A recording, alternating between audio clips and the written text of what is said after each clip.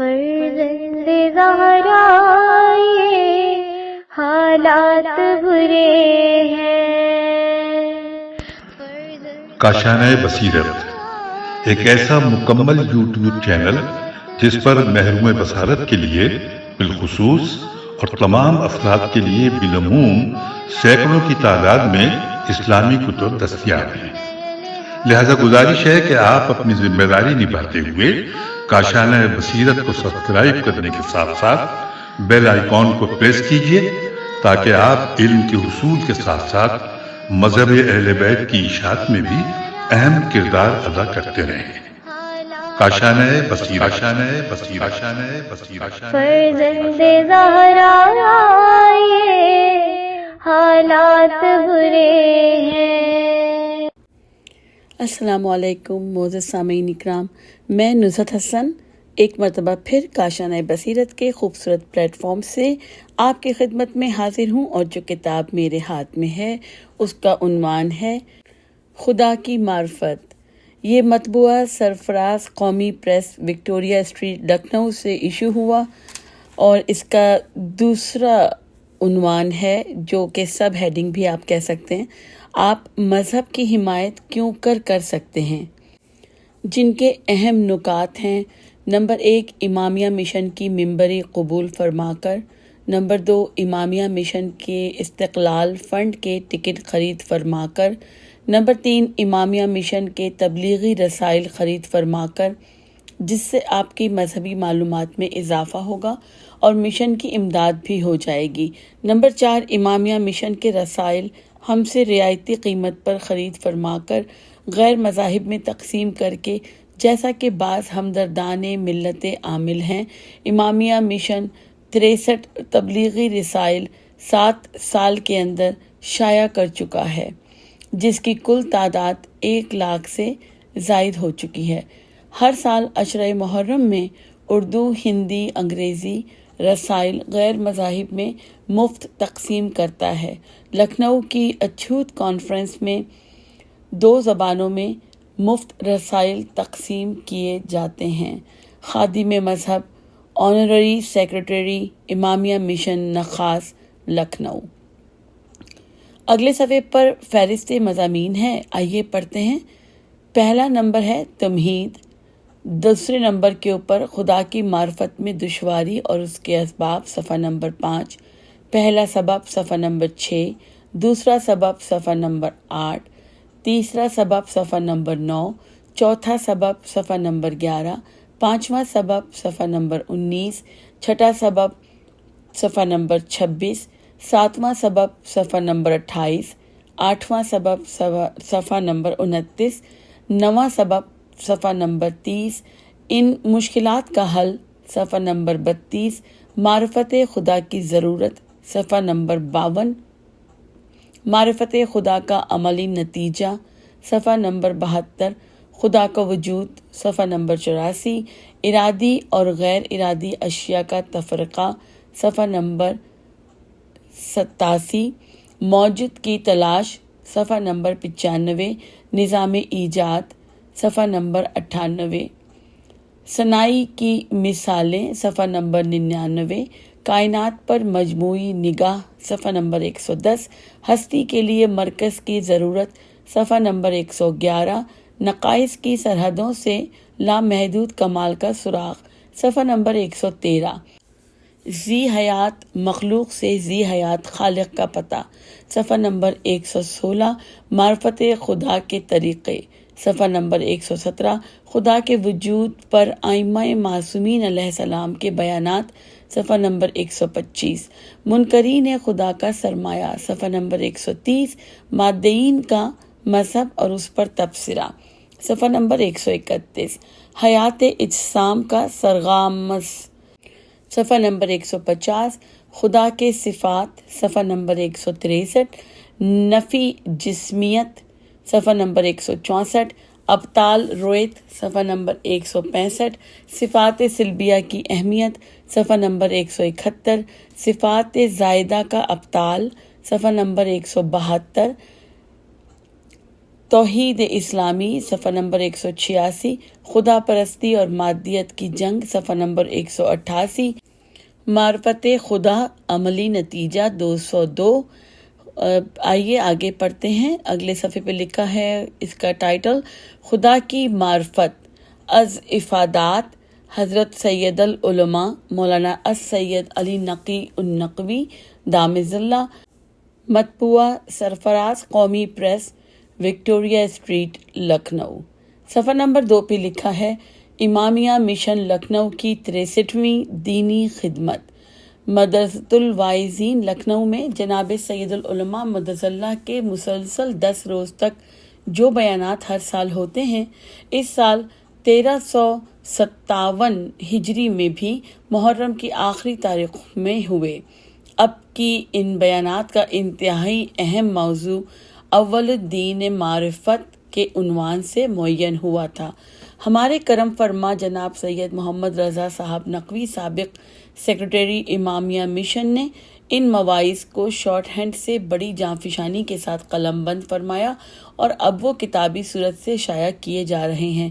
امید ہے کہ افراد قوم اس مجموعے کی صحیح اہمیت کا احساس فرمائیں گے اور ہماری اس خدمت کی عملی ہمت افزائی فرمائیں گے۔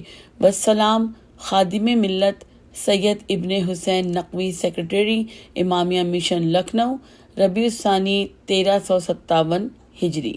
صفحہ نمبر 3 پر لکھا ہے، بسم اللہ الرحمن الرحیم، الحمدللہ رب العالمین، والصلاۃ علی سید الانبیاء والمرسلین محمد المصطفیٰ خاتم النبیین وآلہ الطیبین الطاہرین المعصومین من یومنا ھذا الی یوم الدین۔ اس کے بعد لکھتے ہیں، تمہید، اول دین معرفت، یہ میرا سرنامہ بیان ہے۔ اس کے معنی یہ ہیں کہ دین کی پہلی منزل اس کی معرفت ہے۔ وہ کون؟ یعنی خدا۔ خدا سے کیا مراد ہے؟ اس کی تفسیر وہی کرنا چاہیے جو معرفت حاصل ہونے کے قبل کی منزل قرار پا سکتی ہے، کیونکہ معرفت تو وہ حکم ہے جو اس موضوع پر مترتب کیا جا رہا ہے۔ ہمیں کہنا یہی ہے کہ خدا کی معرفت حاصل کرو۔ اس لیے خدا کا کوئی ایسا مفہوم بتانا چاہیے جو معرفت حاصل کرنے کے پہلے مخاطب کے سطحی ذہن میں آ سکے۔ اس کے تفصیلی ذات و صفات کا علم حاصل ہو جائے تو وہ معرفت کی اصل منزل ہے جس تک پہنچنے کی ہم تحریک کر رہے ہیں۔ اس لیے وہ اس حکم کے موضوع میں داخل نہیں ہو سکتی۔ یہاں تو خدائے مفہوم کی ایسی توضیح ہونا چاہیے جو نشان مقصد کی حیثیت سے ضروری ہے۔ یہ خدا کیا ہے جس کی معرفت حاصل کرنے کی طرف دعوت دی جا رہی ہے؟ ممکن ہے کہا جائے کہ خدا سے مراد وہ شے ہے جو کائنات کی مبتدا اول ہے۔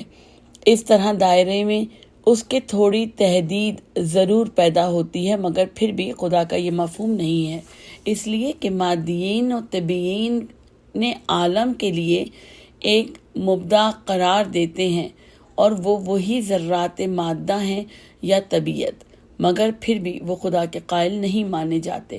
اس سے معلوم ہوا کہ خدا کا مفہوم کچھ اس کے علاوہ ہے۔ صرف مبدع عالم کا اقرار کر لینا خدا کے وجود کا اقرار نہیں ہے، اس میں کچھ قید لگانے کی ضرورت ہے، اور وہ یہ ہے کہ تمام کائنات کے لیے ایک ذی شعور خالق، اس کا ماننا، خدا کا ماننا ہے، یہی وہ چیز ہے جس کے تمام ارباب مذاہب قائل ہیں، اور مادیین، دہریین اور طبیعین جس کے منکر ہیں۔ یہ اور بات ہے کہ اہل مذاہب میں اس کے صفات میں اختلاف ہے۔ یہی صفات کا حقیقی علم حاصل کرنا اس کی معرفت ہے، لیکن معرفت حاصل کرنے کے لیے ذہن کو متوجہ کرنے کے لیے اتنا ہی سمجھنا ضروری ہے، کائنات کا ذی شعور خالق اسی کو خدا کہتے ہیں۔ اس کا جو مصداق ہے اس کے ہر زبان میں مخصوص نام ہو گئے ہیں، جیسے عربی میں اللہ، فارسی، سنسکرت اور انگریزی، ہر زبان میں اسی طرح وہ نام جو اس سے مخصوص ہے۔ خدا کی معرفت میں دشواری اور اس کے اسباب۔ وہ خدا جو کائنات کا ذی شعور خالق ہے، جس کا نام ہے اللہ اور جس کے ہر زبان میں نام موجود ہیں، اس کے حقیقی اوصاف کیا ہیں؟ یہ معرفت کی منزل ہے، مگر یہ منزل انتہائی دشوار ہے۔ آپ تمام مذاہب عالم کو ایک جانب اور مادیین وغیرہ کی جماعت کو ایک جانب قرار دیجئے تو آپ دیکھیں گے کہ اکثریت خدا کو ماننے والوں ہی کی ہے، یعنی مذاہب کی تفریق سے قطع نظر کر کے اسلام ہو یا عیسائیت، مجوسیت ہو یا یہودیت یا ہندو دھرم، ان تمام کے باہمی اختلافات سے علیحدہ ہو کر اس نقطۂ مشترک کے اعتبار سے جس پر یہ سب مجتمع ہیں، یعنی ایک ایسی ہستی کو ماننا جو اس تمام کائنات کی خالق ہو، ملاحظہ فرمائیے، تو یقیناً اس کے ماننے والوں کی تعداد بنسبت نہ ماننے والوں کے بہت زیادہ ہے۔ لیکن ان سب ماننے والوں کو دیکھا جاتا ہے کہ یہ اوصاف الہی کی تعین میں کسی ایک نقطے پر مجتمع نہیں ہوتے، بلکہ جو فریق ہے وہ ایک خاص خیال رکھتا ہے، حالانکہ جو ماننے والے ہیں وہ کہتے ہیں کہ اس کا وجود انتہائی نمایاں ہے۔ ہر شخص کی زبان پر یہ آیا کرتا ہے کہ عالم کا ہر پتہ اس کے وجود پر گواہ ہے اور دنیائے کائنات کا ہر ذرہ اس کا پتہ دیتا ہے، لیکن پھر بھی اس کے پہچاننے میں عالم انسانیت میں اس قدر افتراق ہوا ہے کہ دنیا کا کوئی مسئلہ اتنا محض اختلاف نہیں قرار پایا۔ اس کی کیا وجہ ہے؟ خدا کی معرفت اتنی مشکل کیوں ہے؟ اس کے بہت سے اسباب ہیں۔ آئیے اس کے اسباب پڑھتے ہیں۔ پہلا سبب، سب سے پہلی بات یہ ہے کہ انسان جس چیز کو سمجھنا چاہتا ہے اس کا نمونہ اپنے سامنے رکھ لیتا ہے۔ یعنی اگر آپ کسی چیز کو مجھ سے پوچھئے، کوئی پھول، کوئی کپڑا، کوئی خاص کتاب اور کوئی چیز جو آپ نے نہ دیکھی ہو، اس کو سمجھنا چاہیں تو میں آپ کے سامنے اس کا نمونہ پیش کروں گا اور مثال دوں گا، آپ کو سمجھنے میں آسانی ہوگی۔ فلاں پھول کیسا ہوتا ہے؟ میں کہوں گا جیسا وہ پھول اسی سے ملتا جلتا۔ اسی طرح ہر چیز کے لیے کوئی نمونہ ہے۔ اگر مکمل نمونہ نہ ملے گا تو اس کے مختلف صفات کے لیے مختلف نمونے تلاش کر کے آپ کے سامنے پیش کروں گا۔ مثلا میں کہوں گا کہ رنگ فلاں چیز کا ہوتا ہے، بو فلاں چیز کی، ذائقہ فلاں چیز کا، شکل فلاں چیز کی۔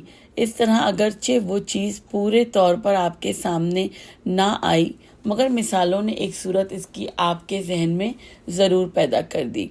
لیکن اگر کوئی ہستی ایسی ہو کہ اس کی مثال بالکل نظر سے گزری ہی نہ ہو، اس کا ہر پہلو بے مثال ہو، تو اسے سمجھنے اور سمجھانے کی کوشش کس طرح کی جائے؟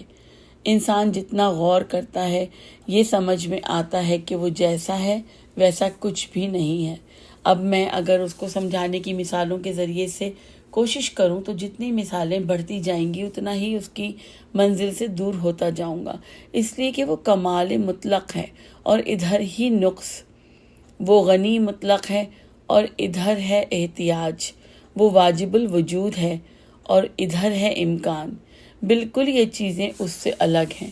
اگر میں ان ناقص چیزوں کو ملاؤں گا تو نقصان کی تصویر مکمل ہوگی اور کمال اتنا ہی دور ہو جائے گا۔ یہ مثالوں کا دنیا اس کی ذات سے اور بیگانہ بنائے گا، نہ یہ کہ اس کی شناسائی کا باعث ہو، پھر آسانی سے اس کی معرفت کہاں حاصل ہو سکتی ہے۔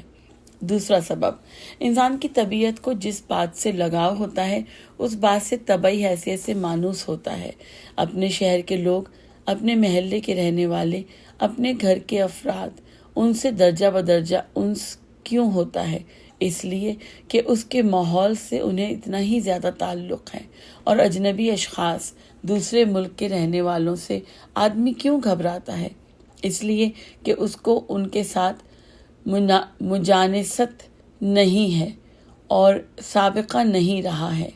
جو کام آپ ایک دفعہ کر چکے ہیں اس کے لیے آپ سے کہا جائے تو آپ کو کوئی دشواری نہ محسوس ہوگی۔ اسی طرح اگر خود نہیں کیا ہے مگر دیکھا ہے ایسے لوگوں کو جنہوں نے اس مہم کو سر کیا ہے، اس جگہ قدم کچھ رکے گا بھی تو، اگر اس جگہ قدم کچھ رکے گا بھی تو پھر دوسرے لوگوں کا مشاہدہ آگے بڑھا دے گا۔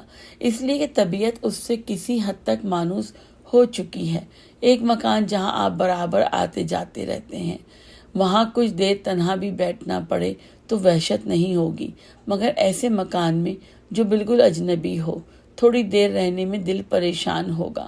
اب آپ دیکھیے کہ انسان خود مادی ہے، آنکھیں کھولتا ہے تو ہر طرف دکھائی دیتا ہے، مادہ آنکھیں بند کرتا ہے تو محسوس ہوتا ہے، مادہ سنتا ہے تو مادی فضا کی آوازیں کانوں میں آتی ہیں، قوت شائمہ سے کام لیتا ہے تو اسی مادی دنیا کی خوشبو اور بدبو کا احساس کرتا ہے، چھوتا ہے تو مادی اجسام ہاتھ سے متصل ہوتے ہیں، غرض سوتے جاگتے اٹھتے بیٹھتے آنکھوں میں، کانوں میں، دماغ میں، دل میں، ہر طرف یہی مادہ ہے۔ مگر وہ ہستی جسے خدا کہا جاتا ہے وہ ہے جسے کبھی اس نے خواب میں بھی نہیں دیکھا، کیونکہ خواب میں وہی چیز دکھائی دیتی ہے جو بیداری میں دیکھنے کے قابل ہو۔ پھر اس عالم ممکنات کے ماحول سے دور ہو کر، ان موجودات کی چار دیواری سے نکل کر، اس مادی حصار کی دیوار کو پھاند کر اس حقیقت کے ادراک پر یہ اپنی طبیعت کو کیوں کر متوجہ کرے۔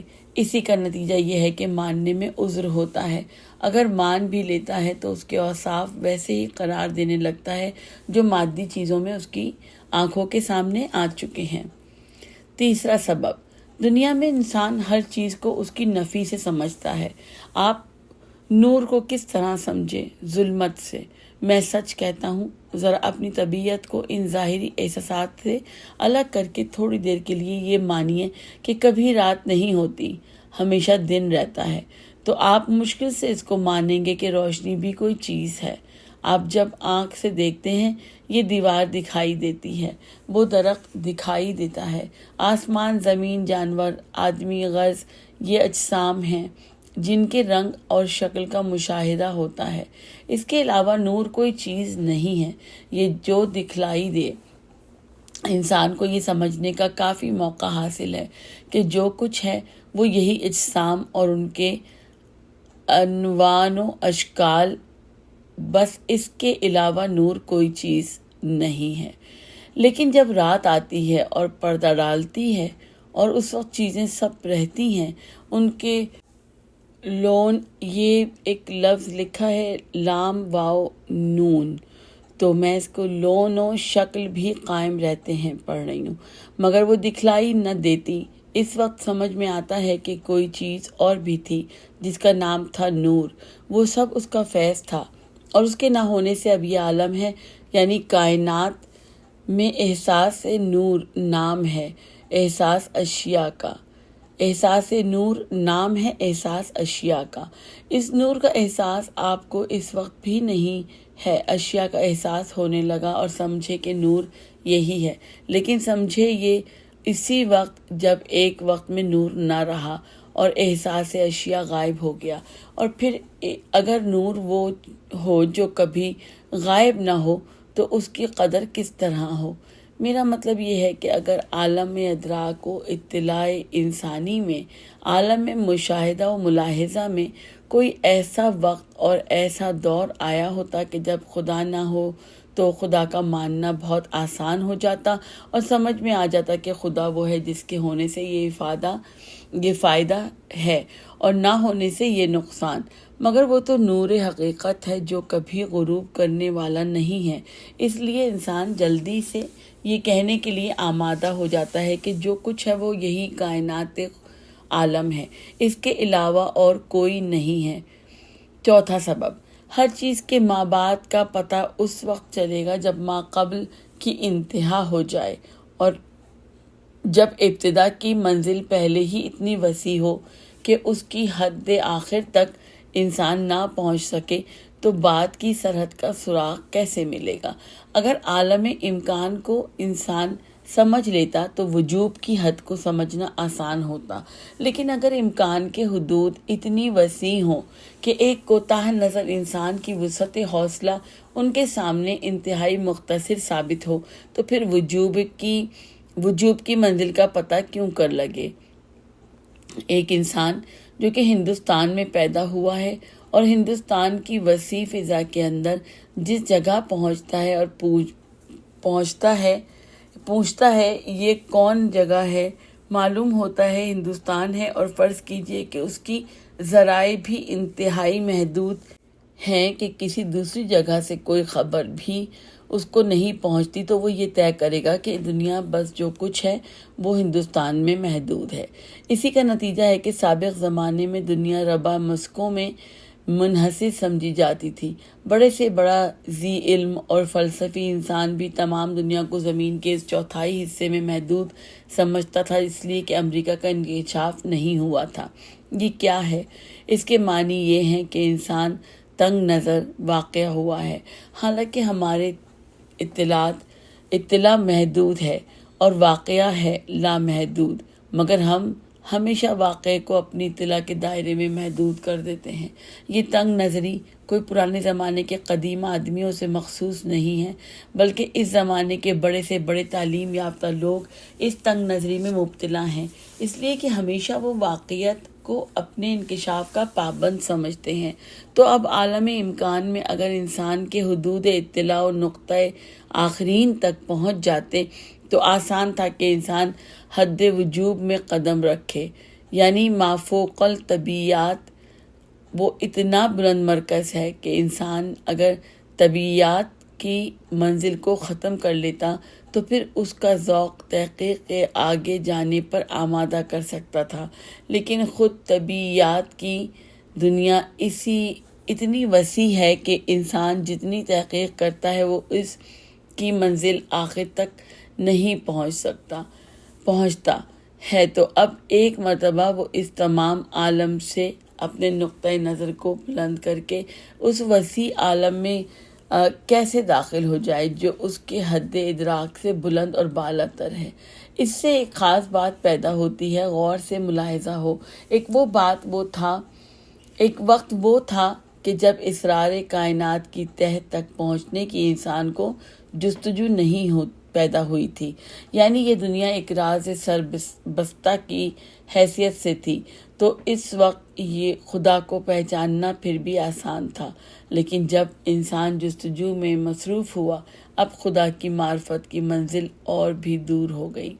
یہ کیا ہوا یہ کہ اس وقت تک تو انسان اس تمام دنیا کو ایک لپٹی ہوئی سربمہر صورت سے دیکھتا تھا اور پھر اس کے خالق کا پتہ چلاتا تھا۔ اس نے تمام دنیا کو ایک چیز قرار دیا اور کہہ دیا کہ اس کا کوئی پیدا کرنے والا ضرور ہے۔ اس طرح پہچاننا آسان تھا، مگر جب سے انسان دنیا کے اسرار کی چھان بین میں پڑا، یعنی سائنس اور فلسفہ کی بنیاد پڑی اور اسرار ہستی پر غور کیا جانے لگا، اس وقت سے یہ ہوا کہ انسان درجہ بدرجہ چل رہا ہے۔ اب تو وہ اس دنیا کے پردوں کو ہٹا رہا ہے، اس کی گہرائیوں میں جھک کر نظر ڈال رہا ہے، اس کے ورقوں کو الگ الگ کر رہا ہے۔ پہلے اس کی حیثیت یہ تھی جیسے ایک کتاب میں نے آپ کو دی، آپ نے اس پوری کتاب کو لے کر اس کے اوپر ایک غلاف چڑھا دیا اور اس پر لکھ دیا کہ یہ میری ملکیت ہے۔ دوسری صورت یہ ہے کہ آپ چاہتے ہیں کہ اس کے ورقوں کو جدا جدا کر کے ان کے مطالعے کر کے پوری کتاب کے متعلق کوئی رائے قائم کریں۔ یہ بہت دیر کا کام ہے۔ چیز وہی ہے، مگر پہلے وہ اجمالی شکل سے بند تھی اور اب وہ اپنے اجزاء کے ساتھ ساتھ کھلی ہوئی ہے۔ میں آخر میں وہیں پہنچ جاؤں گا جہاں پہلا انسان پہلے ہی پہنچ گیا تھا، مگر اسی وقت تو جب آخر تک پہنچوں گا۔ بے شک انسان ان اسرار اور رموز میں پڑھ کر اس کی معرفت سے دور ہو گیا، بجائے اس کے کہ وہ قریب ہو، اس لیے کہ وہ راستے میں ہے۔ اس نے عناصر میں عناصر اور اجزائے ترکیبی پیدا کیے ہیں۔ خوردبین اور دوربین کی ایجاد سے اس نے انتہائی چھوٹے جراثیم اور کیڑوں کا مشاہدہ کیا ہے، ان کو چلتے ہوئے دیکھا ہے، مجتمع ہوتے ہوئے دیکھا ہے۔ وہ اپنی تنگ نظری سے یہ کہنے لگتا ہے کہ یہ دنیا انہی کیڑوں کی بنائی ہوئی ہے۔ بات یہ ہے کہ ذوق تحقیق نے اس کو ایک وسیع عالم اسباب میں لا کر ڈال دیا ہے جس کی انتہا اس سے بہت دور ہے، اس لیے وہ درمیان کی ہر کڑی کو انتہائی سمجھ لیتا ہے اور حقیقی انتہا سے بے خبر رہتا ہے۔ وہ ان تمام مادی اسباب کے منازل کو اگر طے کر لے اور آخر تک پہنچ جائے تو خدا کے وجود کی منزل آئے، لیکن وہ اس پورے سلسلے کو طے کیوں کرے؟ ابھی تو وہ سمندر کے وسط میں ہے۔ ایک وہ بچہ جو سمندر پر جہاز میں پیدا ہوا، ابھی اس کو ساحل تک پہنچنا نصیب نہیں ہوا۔ اس کی دنیا میں وہ سمندر ہی ہے۔ وہ کیسے سمجھے کہ خشکی بھی کچھ ہوتی ہے؟ آپ اس سے لاکھ کہیے کہ یہ سمندر تو تم نے ابھی دیکھا ہے، اس کا ساحل ہوتا ہے، اس کے آگے خشکی ہوتی ہے، درخت ہوتے ہیں۔ وہ اسے بالکل عجیب بات سمجھے گا، کیونکہ اس کے مشاہدہ اور اطلاع کی حدیں اس سے بہت مختصر ہیں۔ اسی طرح یہ انسان ہے، اس عالم امکان میں اپنی کشتی کو ڈالے ہوئے ہے۔ اگر یہ حدود مشاہدے کا پابند رہے تو یاد رکھیے کہ یہ کبھی اس منزل تک نہیں پہنچے گا، اس لیے کہ کائنات کا وہ بے پایاں دریا ہے جسے انسان کبھی طے نہیں کر سکتا۔ اس عالم میں اسباب و سببیات کی زنجیر اتنی ہی طولانی ہے جتنے اس عالم کے اجزاء ہیں۔ اب کتنی مشکل بات ہے کہ دنیا کے اس وسیع سلسلہ کائنات میں سے کسی ایک چیز کو لے کر ان لوگوں سے جو خالق کے وجود کے قائل ہیں یہ مطالبہ کیجیے کہ اس چیز کے وجود کا کیا سبب ہے، خالق نے اس کو کیوں پیدا کیا۔ جب نہ یہ سمجھ میں آئے تو کہہ دیا جائے کہ خالق کوئی ہے ہی نہیں۔ اس کو میں مثال دے کر سمجھاؤں۔ ریل گاڑی ہے، وہ جا رہی ہے، آپ بھی ایک ڈبے میں تشریف رکھتے ہیں۔ گاڑی جاتے جاتے رک گئی، ادھر دیکھا ادھر دیکھا، اسٹیشن نظر نہیں آتا، جنگل ہے مگر گاڑی ٹھہری ہوئی ہے۔ اب آپ کو گاڑی رکنے کے سبب کی تلاش ہوئی۔ جس ڈبے میں بیٹھے تھے اس کے نیچے دیکھا اور دیکھا، چھت کو دیکھا، دیواروں کو دیکھا، پہیوں کو دیکھا، پٹری کو دیکھا، سب ٹھیک، کوئی فرق نہیں معلوم ہوتا۔ پاس والی گاڑی کو اسی طرح دیکھا، کچھ سمجھ میں نہ آیا۔ تیسری گاڑی دیکھی، کچھ نہ معلوم ہوا، کچھ سمجھ میں نہیں آتا، کیونکہ گاڑی رکی۔ میں سچ کہتا ہوں کہ آپ کبھی نہیں سمجھیے گا کہ گاڑی کیوں رکی جب تک کہ اس پوری گاڑی کے تمام ڈبوں کو طے کر کے انجن تک نہ پہنچیے۔ وہاں یہ راز منکشف ہوگا کہ گاڑی کیوں رکی۔ لیکن اگر آپ کے قدم صحیح نے اس کے پہلے ہی جواب دے دیا تو آپ کہتے رہیے گا کہ میں نے بہت تحقیق کیا، مجھ کو پتہ نہ چلا کہ گاڑی کیوں رکی ہے۔ بس یہ ایک معمولی مثال ہے اس نظام کی جو اس دنیائے کائنات میں کار فرما ہے۔ آپ چاہتے ہیں کہ اس میں کی ہر چیز کا سبب خود اس چیزوں میں مل جائے۔ یہ درخت سے ایک پتا ٹوٹ کر گرا ہے، بہت معمولی چیز، مگر یہ پتا کیوں گرا؟ وہ ہوا کا جھونکا چلا، وہ ہوا کا جھونکا کہاں سے آیا؟ یہ ایک جھونکا ہوا کا معمولی چیز نہیں ہے، تمام عالم کائنات میں ایک عظیم الشان انقلاب اور تموج ہوا ہے جو آپ کو جھونکے کی شکل میں محسوس ہوا، اور اس کا ایک معمولی نتیجہ تھا کہ پتا درخت سے ٹوٹ کر زمین پر گرا۔ اس ایک واقعے کے سبب کو مکمل طور پر آپ سمجھنا چاہیں تو تمام کائنات کو اپنے سامنے لائیے۔ جس وقت تک یہ پورا سلسلہ علل و اسباب کا سامنا نہ ہو، اس وقت تک انسان ایک ایسے معمولی حادثے کی علت سمجھنے سے قاصر ہے۔ یہ نظام عالم آپس میں بالکل متصل اور ایک دوسرے سے وابستہ ہے۔ اگر انسان اس سلسلہ اسباب کی جستجو میں مصروف ہو جائے گا تو اس کی عمر وفا نہیں کرے گی، وہ درمیانی راستے ہی میں رہ جائے گا۔ پھر گاڑی کے تمام ڈبے ختم ہوں اور انجن تک پہنچے تو معلوم ہو کہ وہاں ایک ڈرائیور موجود ہے جو تمام گاڑی کو چلا رہا ہے، اور اس کے چلانے سے گاڑی چلتی ہے، اس کے روکنے سے پوری گاڑی رک جاتی ہے۔ ہم عالم کائنات کے ابتدائی حدود میں رہتے ہیں، اس انتہائی منزل کا پتہ کیوں کر لگائیں جو بالکل آخری اور سب سے اول ہے۔ سمندروں کی تہہ میں رہنے والے جانوروں کو کیا معلوم کہ بالائی سطح سمندر کی ہم سے کتنی دور ہے؟ وہ تو جدھر دیکھتے ہیں پانی ہی پانی نظر آتا ہے اور کچھ نہیں۔ ہماری حیثیت اس دنیا امکان میں بالکل ویسی ہی ہے جیسے سمندر میں ایک قطرہ۔ اس کے باوجود ہم چاہتے ہیں کہ پہنچیں اس سمندر کے اس آخری نقطے تک جو اول بھی ہے۔ انسان اپنے مشاہدات کی دنیا میں ضرور گم ہو جائے گا، اسی طرح جیسے قطرہ سمندر گر کر بے نشان ہو جاتا ہے۔ یہ وجہ ہے کہ خدا کی معرفت انسان کے لیے انتہائی دشوار ہے۔ معزز سامعین اکرام، ہم پڑھتے پڑھتے صفحہ نمبر 19 تک پہنچ گئے ہیں۔ اس سیشن کو یہیں پہ ختم کرتے ہیں۔ انشاءاللہ اگلے حصے میں آپ سے ملاقات ہوگی۔